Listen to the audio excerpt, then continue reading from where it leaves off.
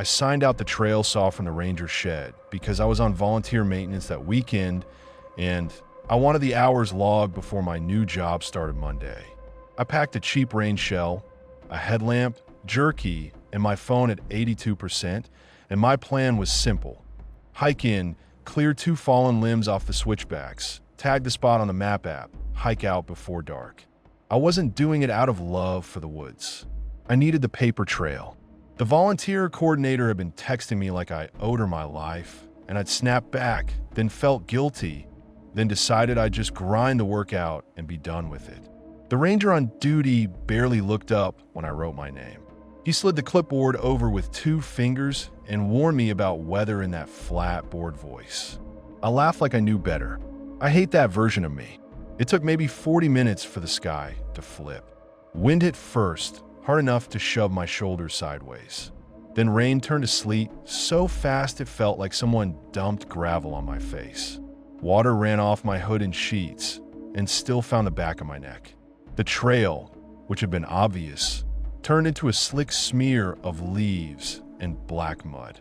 Runoff started cutting across the path in little cold rivers, not even deep, just fast and loud, stripping the leaf layer away so the ground felt hollow.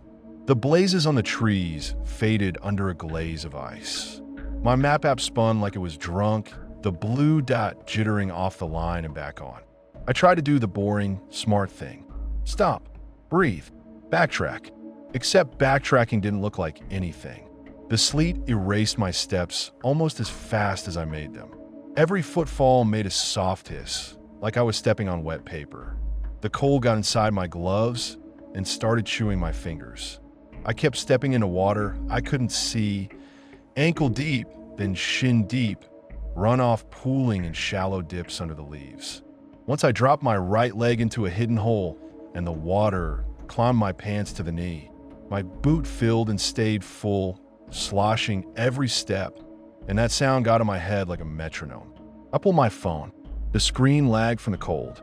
No service. Of course there was no service. I knew that before I left, but my brain still got mad at the phone like it owed me help. I jammed it back in my pocket and immediately hated myself because I knew the battery was bleeding faster in the cold. I started arguing with myself out loud, like that helps. Stay high. No, find the drainage and follow it. Don't cross unknown water. Everything is water. The wind kept throwing sleet sideways, so it got under my hood and down my throat. My hands got stupid. My fingers wouldn't do small tasks. I couldn't even tighten my pack straps without fighting them. That's when I heard someone ahead, like boots on rock. Not random cracking. Not animal movement. Boots. Heavy steps with a scrape, like somebody shifting on whetstone. My brain latched onto it like a hook. I called out once, loud, and the sound died in the trees. The footsteps didn't pause. They kept going, steady like whoever was didn't give a shit that I was out here freezing. I chased them because I needed a target. I needed proof I wasn't alone. I slipped and slammed my shoulder into a log hard enough to see white for a second. When I pushed up, my headlamp caught a strip of orange tape tied to a branch, fresh and bright, not weathered, not the faded old stuff crews forget about. I grabbed it like it was a lifeline and found another one, then another leading off the trail into thicker brush. The same person would have stopped right there. I didn't. I followed because the alternative was admitting I was lost in sleet with wet legs with daylight draining out and nobody knowing exactly where I'd gone. The brush got denser. Water dripped off every needle and slapped my face. The ground turned to sponge. My boots started sticking and popping loose. The tape kept appearing just ahead of me, always that same bright orange like it was bait. Then I saw the first bone. A deer leg hung from a branch with wire, stripped clean, swinging slow in the wind. Not a whole carcass. Not a normal hunter hang. One limb, clean white like a sign. Somebody had twisted wire into the bark like they had time and patience. My stomach rolled and I gagged. I stopped following the tape right there. I tried to turn back, and my foot sank into mud up past the sole, and I had to yank it free like I was pulling it out of glue. The wind dropped for half a second. In that quiet, I heard breathing nearby, slow, steady, human close. Not my breath inside my hood. Outside, close enough I could hear the wetness in it. It didn't rush. It didn't change pace. It just waited like it had been there the whole time, and I'd finally earned the right to notice it. I stood there shaking, and the stupid part of me tried to bargain. Maybe it was another volunteer, maybe it was a hunter, maybe I was hearing my own breath bouncing off wet bark. Then something shifted in the brush, a slow weight transfer, and I knew I was done pretending. My skin prickled under wet fabric. I didn't even lift the saw. I just broke. I ran. I ran blind, tripping over roots, yanking myself through brush, taking hits to the face, and not caring. I kept expecting a hand to grab my collar.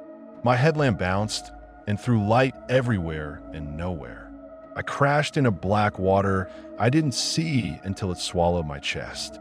The stench hit me like a hand over my mouth. Rot, stagnant pond, something sweet and dead. I coughed, swallowed some of it, came up spitting. My hands sank into muck when I tried to push out. I crawled like an animal, elbows sliding, knees slipping, dragging myself onto slick leaves. When I got my feet under me again, my headlamp beam landed on orange tape. This time it was tied higher, like someone wanted me to look up. The tape snapped in the wind, and water poured off it in thin streams. I didn't look up. I kept my eyes on the ground and moved. I started making rules on the fly like a desperate kid. Don't stop, don't sit, don't follow tape, don't look up, don't go back. The problem was the tape kept showing up anyway, on branches I swear I hadn't passed, higher and higher, like it was moving around me while I wasn't watching. Everything turned into water. The sleet thickened and the whole forest hissed. Runoff ran down trunks. Little streams crossed the slope and soaked the ground until it wasn't trail or woods, just one cold sponge. My right boot stayed full and my left foot went numb, then started burning like it was on fire. I tried to grip the saw tighter and realized I couldn't feel my fingers enough to know if I was gripping anything. I pulled my phone again. 12%. The map wouldn't load. The compass spun. I wanted to throw the fucking thing into the trees. Then I remembered it was the only thing that could tell anyone where I'd been if I didn't make it out. I started looking for landmarks like a drowned person looks for air, anything that felt man-made, a cut stump, a blaze, a rock cairn. All I got was water moving in different directions. The sleet filled my eyelashes and made my headlamp halo out, so every branch looked like a hand. Once I heard that, boots scrape again, behind me this time, and I sped up until my lungs burned.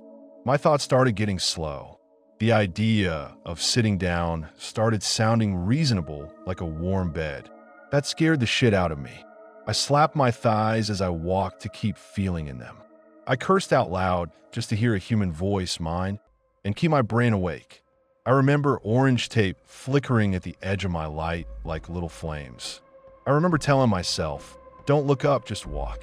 I remember my headlamp going dim and yellow. I remember stepping into water up to my calves and not reacting because my legs had stopped sending normal signals. Then my world narrowed to my boots and my breath and that constant wet hiss. Then hands grabbed my jacket and someone slapped my cheek. A paramedic leaned in, pissed, and said, "Stay with me, idiot." He kept asking my name and the date, and I got the month wrong twice. That scared me more than the breathing did. They wrapped me in foil that crackled every time I breathed. Another rescuer hooked my arm under his like I was drunk and hauled me upright. They walked me out, and when the trees thinned, I saw the real trail right there, 50 yards away, like it had been laughing at me the whole time. At the station later, after they warmed me up and lectured me and peeled my boots off like they were stuck to a corpse, I asked about the fresh orange tape. I expected SAR. I expected a training route. Nobody claimed it.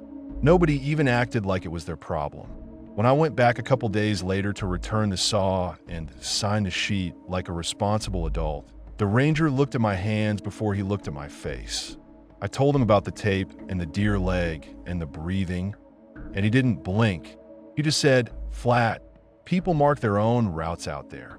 Then he looked at my hands and said, You're lucky. 2 fingers still don't bend right.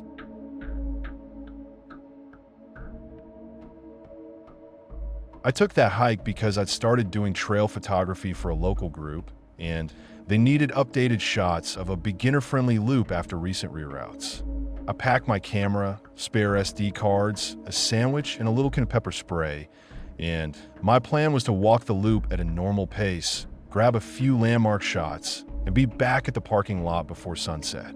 I noticed the first weird thing at the trailhead board, a fresh map stapled over the old one, crooked, like someone put it up in a hurry. Corners curled, staples half bent. The old map still peeked out from underneath like a bad cover-up. I stood there having a stupid argument with myself. Turn around or stop being precious. Then I went anyway because I'd already promised the shots and the coordinator had been texting me like I owed her money. The loop markers were those little plastic diamonds nailed to trees. I saw one, then another. Then I walked 10 minutes and realized I hadn't seen one in a while. I slowed down, scanned trunks, found nothing. I doubled back to the last marker and found it gone. Not fallen, not broken, just not there.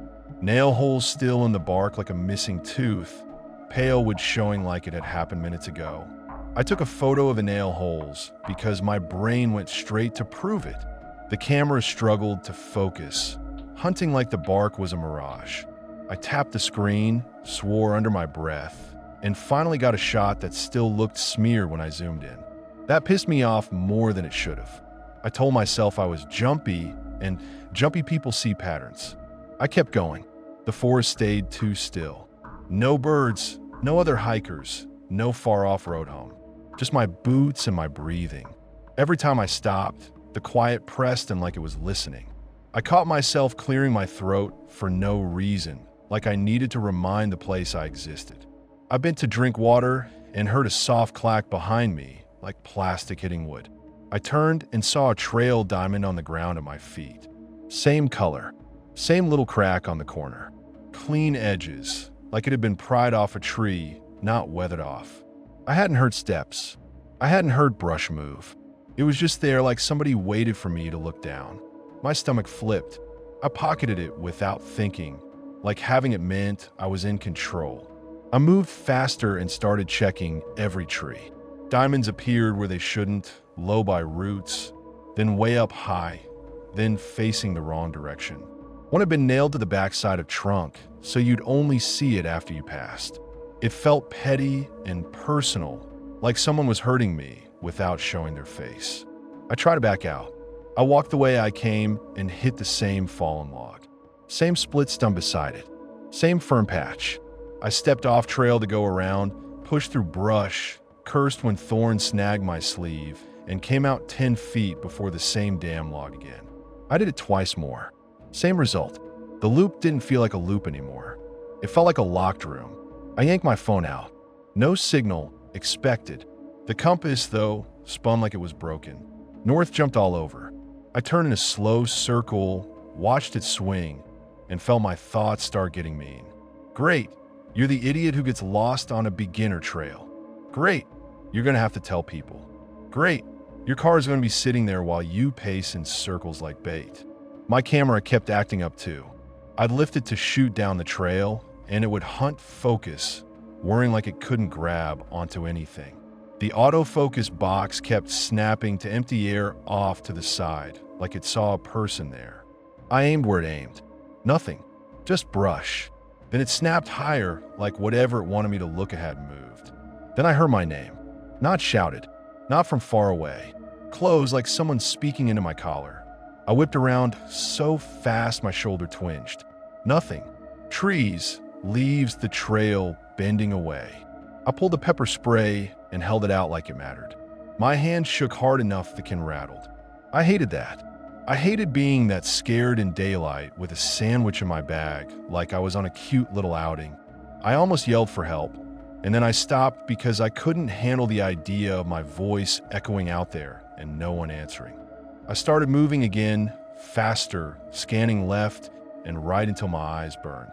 That's when I began noticing little piles at the base of trees, bottle caps arranged in tight circles, candy wrappers folded into neat squares, a child sock balled up and set dead center. Not scattered trash. Placed. Repeated. Like somebody sat out there and played with people's lost stuff for hours. One circle had a bent key in it. Another had a cheap friendship bracelet, the kind kids trade at school. Seeing that kid stuff out there made my skin crawl. It meant somebody was collecting from other people, not just messing with me. I checked my pocket for the diamond I'd picked up. My fingers hit fabric and nothing else. It was gone. I stopped dead and patted every pocket, even the stupid little coin pocket in my jeans. Empty. I hadn't felt it fall. I hadn't heard it drop. I was alone, except I wasn't. I took 3 steps back, and there it was sitting on the trail behind me, face up, like it had been placed there while my hands were in my pockets. That snapped something in me. I didn't feel curious anymore. I felt hunted. I told myself it was a prank trail. Kids doing witchy nonsense. Then I realized the circles were getting closer together, like stepping stones, and every time I slowed down, I'd hear that faint plastic tick somewhere behind me, like another marker being taken down. Sometimes it came from the side, not behind like it was keeping pace. I kept expecting to catch a shadow moving between trunks. I never did. I tried calling 911 anyway.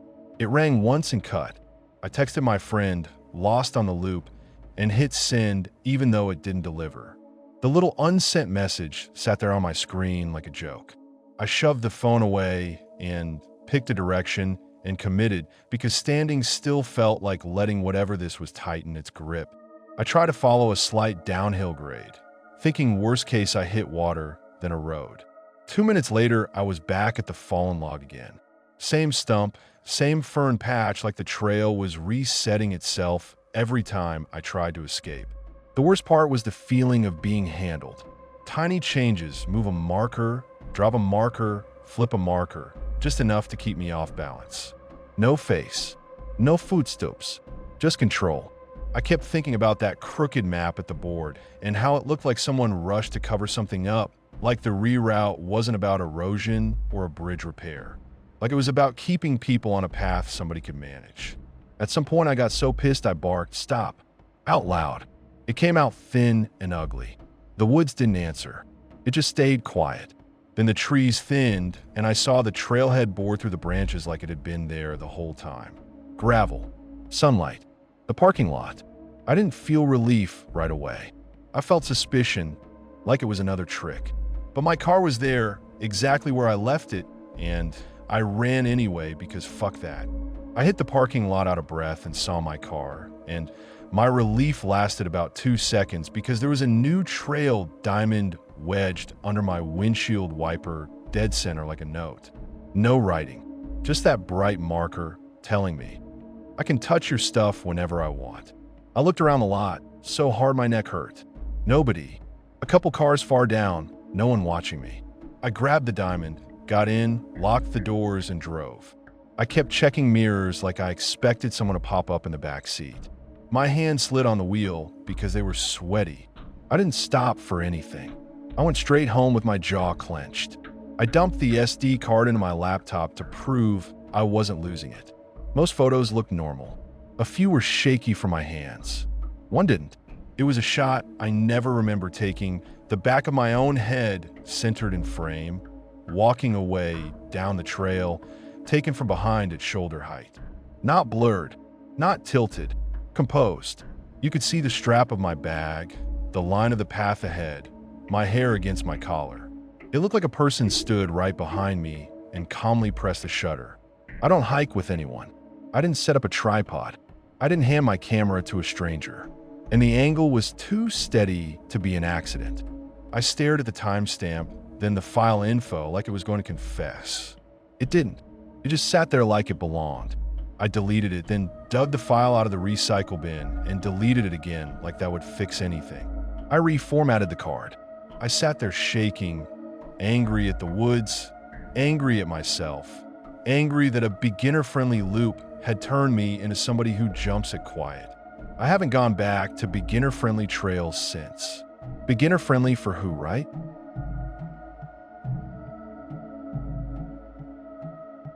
I drove up alone because I've been training for my first ultralight overnight, and I wanted to prove I could do a solo out and back without babysitting. I packed a tiny stove, a tarp, a filter, and one emergency blanket, and my plan was to hike 10 miles to a lake, sleep, and be back in my car by noon the next day. I told one person I was going up there, like that counted as a plan. I wanted the win more than I wanted the safety net. I fucked up on mile 3.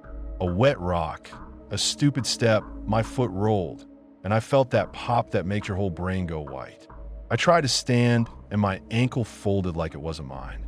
I sat there breathing hard, telling myself it was a sprain, that I could hobble out. Then the pain climbed up my calf and started pulsing behind my eyes. I wrapped it with a bandana, cinched my shoelace tight, and tried again. I made it maybe 20 steps before I had to drop. My first instinct was to be mad at everything except me. The rock was slick. The trail shouldn't be like this. My shoes were worn. Then I looked at my foot and saw how wrong it sat, and the anger turned into panic. I pulled my phone out. One bar flickered, then none. I turned in a slow circle like signal lives in one magic direction. Nothing. I opened maps anyway and watched the little arrow spin until it gave up. I took a photo of my ankle for some reason, like proof would matter later, like I was already prepping to argue with an insurance company instead of dealing with the fact I might spend the night on the ground. I turned the phone off again, waited 10 seconds, turned it back on. Same nothing. I typed 911 and stared at it like it would magically connect. I kept thinking about that emergency blanket still factory folded in my pack and how I might actually need it. I tried to make my body cooperate. I tightened my boot like it was a brace. I used my trekking pole as a crutch until it snapped between rocks with a sharp crack that sounded personal. I tried hopping and nearly blacked out. I dropped to my hands and knees and started crawling, and the humiliation hit harder than the dirt. My palms went raw fast. My pack kept snagging on roots and jerking me backward. Every time I stopped, the pain got louder, like it was trying to talk me into quitting. I kept redoing the same stupid argument. Keep moving or wait for help. Keep moving or wait for help, like waiting would summon someone. The trail got quiet in the way quiet gets loud. No birds, no wind, just my breathing and the scrape of nylon when I dragged the pack. I kept promising myself, if I see someone, I'll swallow my pride. If I get signal, I'll call. I won't care what I look like. And then the woods just stayed empty and the minutes stacked up like debt. I yelled help a few times and hated how it sounded. I yelled anyway because stubborn didn't keep my ankle together. Then I heard something behind me. Light steps, careful steps, not heavy like a deer. I froze. I turned and saw a man on the trail, far back, just standing there with his hands in his pockets like he'd been waiting for a show. No puck, no polis. A jacket and dark pants, clean enough that he didn't look like he'd sweated up here. I waved hard. I tried to shout and my voice cracked and came out thin. He didn't move. He just watched me drag myself like a worm. That's when I started swearing, because anger was the only thing that made me feel less small. I yelled at him to get the fuck over here. I yelled that my ankle was broken. I yelled that I needed a phone. He stayed put like he was deciding something. I blew the whistle on my strap until my lungs burned, partly because it might bring help, partly because I wanted to force him to react. He didn't flinch. Then he started walking closer, slow, smiling like I was the funniest thing he'd seen all week. He stopped outside arm's reach. That distance felt measured. He looked at my ankle, then at my pack, then back at my face like he was checking boxes. He said one thing, quiet, "You're pretty far out." That was it. I started talking too fast, offering money, offering my car keys, offering anything. I told him to call 911, to call anybody, I didn't care. I showed him my phone like proof I wasn't making it up, and he leaned back a half step like I'd try to grab him. He didn't answer. He just kept that little smile and stared at me like I was a problem he didn't have to solve. Then he stepped off the trail and disappeared into the trees like he'd never existed. I tried to go after him. That's the pathetic part. I shoved myself up on my good leg and hopped twice, screaming, and then I dropped on my ass and threw up right there. My whole body shook.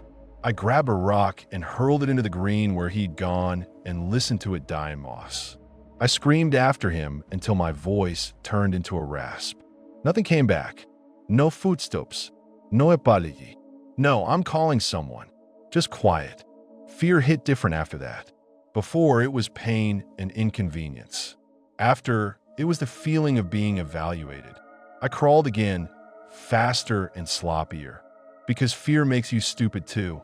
I kept checking behind me because I couldn't stop imagining those careful steps returning.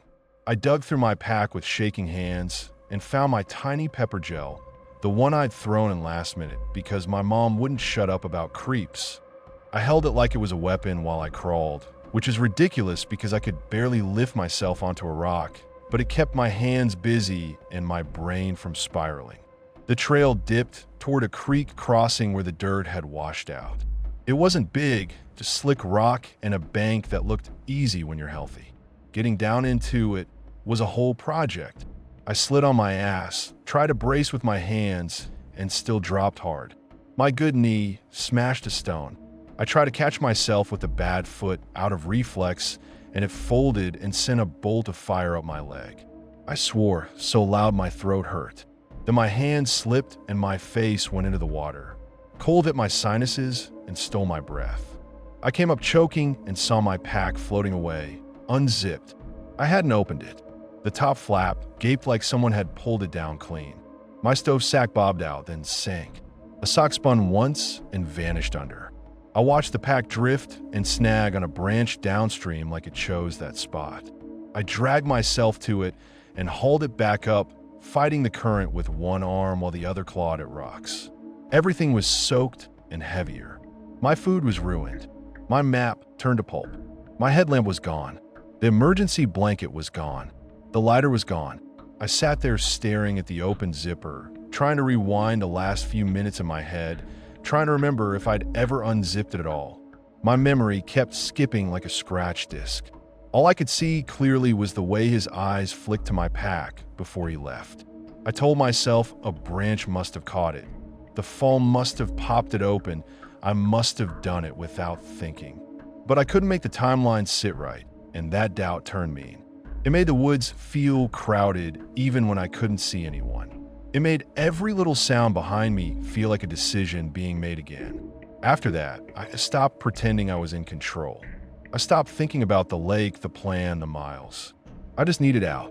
I followed the creek because it gave me one direction and I couldn't trust my brain to pick anything else.